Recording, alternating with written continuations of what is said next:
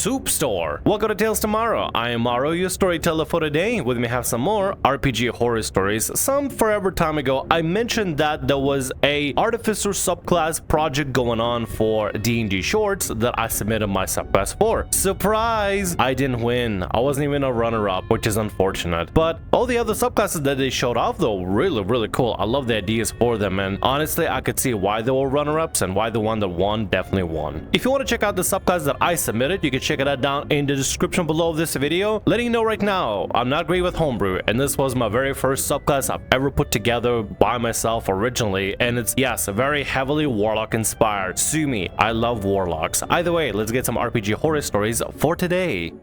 DM has saved my character twice, and then ghosted us when he eloped with one of the players. This happened a while ago, and we used to joke all the time that our game belonged on RPG Horror Stories, but thinking back on it, our game totally does. My character was a rambunctious, very unorthodox monk. She was raised a recluse, but shown brighter, fire genasi, the moment she got some freedom to be an adventurer. In classic adventure fashion, we crossed with some unsavory characters like a hag and other ifrit that my character, in all her youthful naivete, was a little too keen on. Now, my character was that token, touch-everything kind of girl. She was already multi-class into Warlock because she touched the wrong cursed hammer, so I was fine with my role of putting my nose where it didn't belong. Cue the first time a girly got essayed. We were at Night Hag's residence, and as was her nature, my character touched something she shouldn't have. The hag informed me that she put a curse on me, and if I didn't go collect something for her, I'd die within a week. Scary, but it was something easy to obtain. It was supposedly meant to push the story forward, so I played the role of someone genuinely concerned for my character, knowing it was probably just a way to get to the next part of the arc. We acquired what we were looking for, and the hag informed my character that, to lift the curse, I'd have to stand inside a circle. Naturally, I didn't want to die, so I obliged, and just started to cast a spell. My DM crafted this whole whimsical, you feel your body humming type dramatic narrative, just to have my clothes rip off of me, as they forced my character to What? Why? Why is this going on? Why are we making your character orgasm? Why are we making your character ahegawa? You know what? I'll start using ahegawa. That'll probably not get me in trouble with YouTube. Why are we making your character ahegawa in the middle of a circle with your clothes ripped off from some hag magic? Is she a perverted hag? You know how there's like green hag, sea hag, stuff like that? Is this just a sex hag? Is that a thing now? What? I asked why that happened, and he informed me that the hack has been tricked me. I was never cursed, and my punishment was to climax in front of my whole party for sticking my nose where it didn't belong. Turn to frog could be a decent punishment. Having like a negative buff to some stats could be a decent punishment. Making it so that, I don't know, you have to roll, I don't know, like say for example, acrobatic checks at disadvantage for like a week or something. That could be decent punishment. Do you really need to make somebody ahega in front of the party and just make him go, just right in front of them as some sort of a humiliation thing? Does this DM have a humiliation kink by any chance? I'm only asking. Listen, I don't always want to imply that everything is a kink, but just asking potentially. Maybe they do have a humiliation kink, or maybe they're just trying to push the envelope and see how far this would go, and seeing, hey, maybe player will actually like it. Maybe they'll play into this roleplay. Maybe they'll actually hang out at the table, which will be extra disturbing actually if that was actually what they expected. Oh, okay. I laughed it off because this was my first D&D group and I really didn't want to lose the weekly game. Then it happened again. My girl was going to meet with her father, and to infiltrate the fire genie residence, I had to be cleansed since I was genasi, not a full genie. I step into the circle, and once again, my clothes are burned off, and I ahegao on a spot in front of my whole party. I voiced my concern, but had them laughed off. If your DM is literally laughing off your concern over a second gag, like, I feel like it's just a gag that's going to be waiting to happen all the time. Why are they forcing you to, why are they forcing your character to constantly, like, orgasm over, like, in front of the party, in the middle of a circle and stuff? Just never step on any circles. Regardless of whatever campaign you play, any future campaigns, just say, DM, I'm not stepping on any circles. It's just my no. This is a previous experience that happened. I'm not stepping on any circles ever again. I feel like this is just a trauma waiting to build up into be an actual thing, dude. Why? Why are they making you do this again? Are they going to, like, a gag has to be done in threes or something? Is that what we're going for? We're going for a gag now? At this point, any sane person would probably abandon the party, but luckily I didn't have to make the call. And I assumed that these two little jabs were either my DM trying to push me to something sexual or punish me for not having any interest in him. Why on earth would I believe that? Isn't that so conceited? Well, originally, I was the only girl in the party, and the DM seemed extremely interested in everything I was doing, from the songs I listened to the places I worked.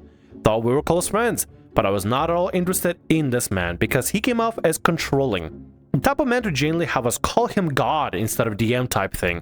Suddenly we have a new girl join the group, and she's sweet, but very, very impressionable, submissive, and demure. She was also like 28 at the time, so she was in possession of a fully developed prefrontal cortex.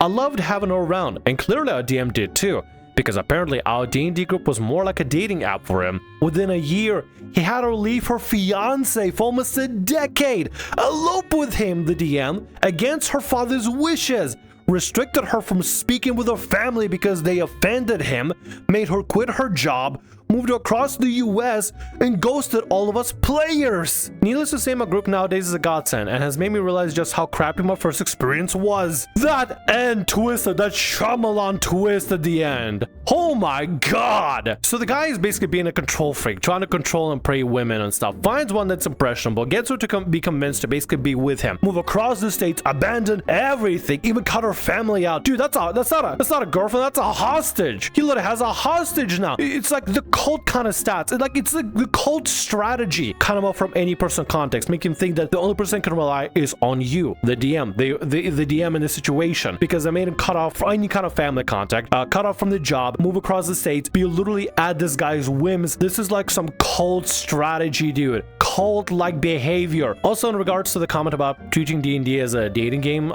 in my RPG horror story, Lord DM sort of treated like the game like that too.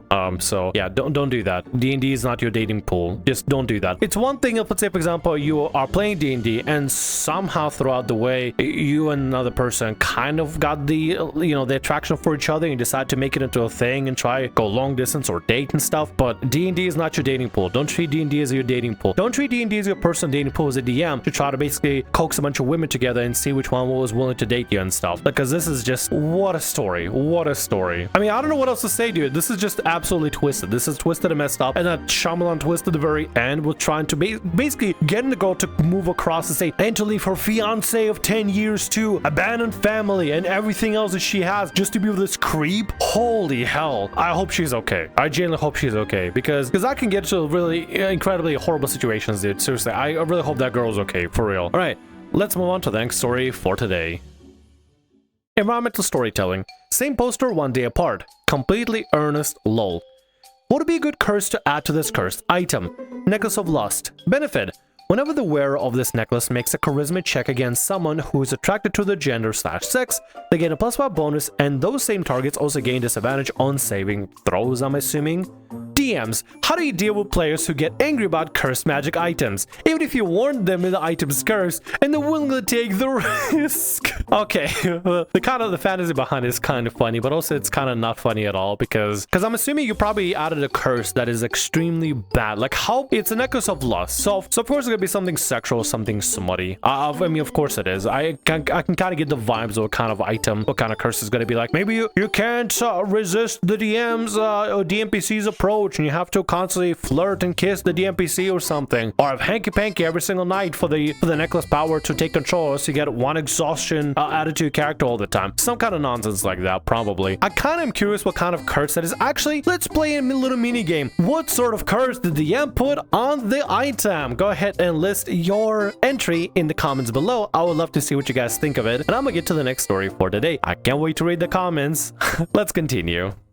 PC filled with Homebrew says he is weak and interrupts combat to say his campaign is much faster and less boring. I posted here recently talking about a certain DM that revived his DMPC. The same person I some time ago in my last and second session of my first D&D campaign, because of him, started talking mid-combat about how boring the combat was, and that in my RPG, the rounds go so much faster than this, and that never wanted to see a TPK as much as he wanted right now. That made me feel like such crap. I just shut the campaign down, but that wasn't the only problem. I, as a first-time DM, foolishly let him do Homebrew for his character. Huge mistake as a new DM, I know it now. Tried to bounce it, but it didn't work. I had no idea what was bounced or not, dumb. So one of the skills he got away with had AoE damage plus self-healing plus crowd control. In total, I think he had about 14 Homebrew features. Yeah, I'm dumb as crap, I somehow saw nothing wrong. Do you know how much of it he used? 3 features out of 14. He never used any features from his class, only the same 3 homebrewed attacks. Okay, there's already a lot to unpack here. First of all, homebrew should be used extremely carefully, and only should be the homebrew that you allow as a DM. But otherwise, if you're a brand new DM, probably should cut back on the homebrew as much as you can, stick to official material until you feel comfortable enough to start experimenting with homebrew. And even then, be extremely careful until you have more experience with it. Once you understand how to homebrew monsters, how to homebrew magical items, how to brew features, abilities, subclasses, and stuff, until you figure out what balanced things are and what balance really is and how to create balanced things, I'll be very careful about adding homebrew to your games. Like, it's fine to experiment and read about stuff and learn from videos and essays and stuff and some guides that people put together on how to make balanced homebrew and how to check for balanced homebrew or not. Like, there's a lot of resources you can use online where people give you general tips and like pointers about how to make good homebrew, and you probably would know somebody like a DM or two that's like a good mentor for you that you can ask, hey, is this balanced? Is this good? Is this alright? Is this too much? When it comes to allowing a player to run their own homebrew, especially a player like this that has no restraint whatsoever, no, don't do that. Do not do that whatsoever. It'd be one thing if a player had some sort of restraint, just want to play like, I don't know, like one of the Unearthed Arcana subclasses, like the Druid or Circle of the Primal, I don't know, something like that. But they're not playing that. They're playing something overpowered that not only does big AoE damage, but also heals and crowd controls. Of course, why would you use any other feature or ability when you just have that? Just keep using this feature over and over, and there we go. You can just you can just basically spin to win. You can spam to win just to play in the game. Second of all, don't tolerate a-holes that literally start screaming, my game is so much better than this game. This game sucks. My game has this and that, regardless of if the game is actually good or not. If somebody's just sitting at your table and just saying, hey, DM, my game is so much better. Guys, why don't we playing my game instead of this crappy game? God, I can't wait for a TPK. I just want to see a TPK for this entire game and just be done with this game. If you don't want to play in this game, don't play it, a-hole. But also, don't just sit there and just be like, my game is so much better. Your game, I don't care about your game. You become an extremely unlikable individual that I personally don't even want at the table. Don't take this kind of crap, DM. Do not take this kind of crap, especially if somebody being clearly an a-hole and a disruption at the table. And talk about, my game is so much better, this game sucks, is indeed a disruption at the table. Not only is it rude, but it's completely unwarranted comments for no reason whatsoever. It's fine if somebody wants to provide feedback for something when like this went wrong or that went wrong in the campaign, especially on the side. General like constructive criticism is well and good, but somebody just sitting at the table being man, this game sucks, my game better, is a disruption at the table. Don't take that crap. After the session, he had the audacity to tell me his character was so nerfed and he couldn't do any damage when he gave himself so many features. He doesn't even know what he can do, that it wasn't worth it to use his homebrew when his party members, an assassin rogue, was doing more damage in one round than him, arguing that his minimum damage was 2. Rolling 2d10s, let me remind you. This skill he was referring to deals AoE damage, healed him with each enemy hit, and pushed them back 15 feet. So you're doing 2d10 damage with a single usage of a feature, probably as an action. Not only do you heal yourself with the damage dealt, but also you push people away 15 feet. I don't know what's the complaint here. You're already allowed to use overpowered homebrew stuff. And yeah, assassin rogue is kind of built for assassinating, for damage. Rogues, I don't know about you, I kind of build around damage because they specifically have this cool feature called sneak attack. And as long as they meet the necessary requirements, they can do some really good sneak attack. And specifically, level 3 feature for rogue allows them to basically have it, I think it allows them to have advantage on anybody who hasn't taken the turn. Specifically, give them that advantage to use the sneak attack. And yeah, rogues can do a lot of damage if the dice roll well, but that's not what rogues are built to do. You're allowed to play some sort of insane homebrew that lets you do 2d10 damage just in general, heal from the damage, and push enemies 15 feet away, and you're complaining over that? This DM treating too good, dude. This DM is letting you eat so good, and you can't even see the forest for the trees, dude. Other features he had: an enemy execution that only worked if the enemy was below 20% HP. He loves percent for some reason. Killing it in exchange for taking his entire turn, and afterwards it wouldn't heal some HP too? That just straight up sounds like something from World of Warcraft or Final Fantasy 14. That's like an MMO skill. Did they build the character literally around being like some sort of MMO character? I'm not even kidding you. That legit, unironically sounds like some sort of like an MMO skill. I feel like that used to be like in Final Fantasy Heavensward as like Bard or something. You know, Bard did have a similar ability. A specific ability you can only execute whenever the enemy was a particular type of like percentage, like maybe 20% of the HP and stuff that did a ridiculous damage and helped basically kill the enemy a lot faster. This is some MMO nonsense over here. He could eat the heart of a body to heal HP. Another mistake I made was not making it clear it wasn't meant to be a dark fantasy campaign, making this feature extremely conflict with another PC that was light-hearted.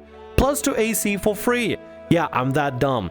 Honestly, this post was just me venting my anger about remembering the crap show my first attempt of a campaign was. Writing this at night, so my grammar might be even crappier than last post. You allowed a bad actor to get away with some really crappy things, and you tried your very best to balance things out, even though there was no way to balance things out. The only balance that you could bring to the world is by removing this guy from your game. Not only does he just be a complete obnoxious a-hole at the table, but he also wants to use homebrew, overpowered homebrew features for the sake of just let me, bro. Just let me have my overpowered features, bro. They're clearly balanced. Don't check my homework, bro. But then also begin having the audacity to complain that another player is doing well at the specific niche they're playing in, as the class that they're playing in specifically. Wow, can't believe you can't do the highest damage, but you can do all these other amazing things, and you're complaining over that? This is the kind of guy that literally will never be satisfied. He'll be completely insatiated no matter what. He just wants more and more and more. He's constantly trying to pester you about it because he wants more and more and more. And whenever he doesn't get more and more, he just says, "This game sucks. My game is so much better." This is a lesson to you, DM, to not let this kind of a-hole to your table. Not only they're belligerent, but they abuse your homebrew, abuse your kindness, and just in general give you nothing but rudeness back. Not even showing gratitude. Hey, DM, I know this homebrew is overpowered, but thank you for letting me use it. No, they just said they complain. "This game sucks. I wish for TPK. My game is so much better." Screw that guy. You don't need him. And with that, that's gonna be all our stories for today. I want to thank you very much for watching, and thanks so much for being here. If you like what I do, consider subscribing to the channel and leaving a like. Also, if the RPG Horror Stories ever goes down, or if you want to submit your own personalized horror story, email is down in the description below. I'll see you again in more Tales Tomorrow. Bye-bye.